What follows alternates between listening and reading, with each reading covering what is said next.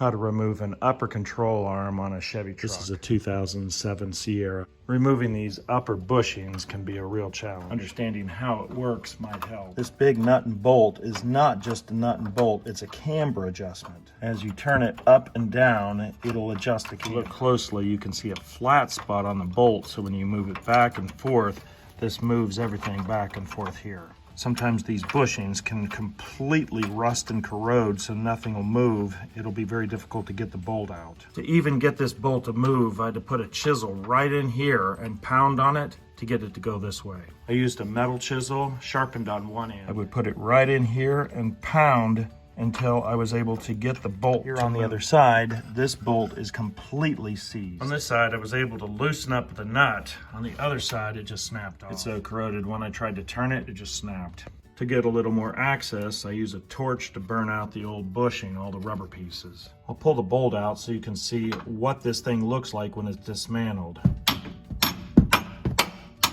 I'll completely spin off the nut. Here we can see the flat spot. We'll remove the camber adjustment bracket. You can see the round hole with the flat spot. This matches the nut with the flat spot. We'll pull this nut completely out and clearly see the flat spot. See this little pin that the camber adjustment rides on. Here you can see a slot, so it moves everything back and forth. On this camber adjustment that's still stuck, I'll take the chisel and I'll hammer and kind of pull everything this way.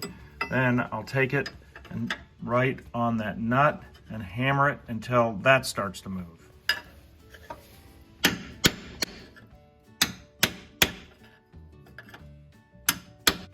To remove the ball joint here, there's a nut at the bottom. This usually comes up and you give a little bit of a tap and it comes out. If it doesn't come up, you can put the nut on here, give it another tap, or a pickling fork that'll go in and separate. Trying to break this bolt from the bushing is pretty difficult because when you put a wrench on it, you can just feel that it just bounces because of the rubber. Cutoff wheel might fit in on this side, but it's not going to fit in on this side unless you cut off the arm. It won't quite make it all the way to the bolt, and if you go with a bigger cutoff wheel, you might hit this or this.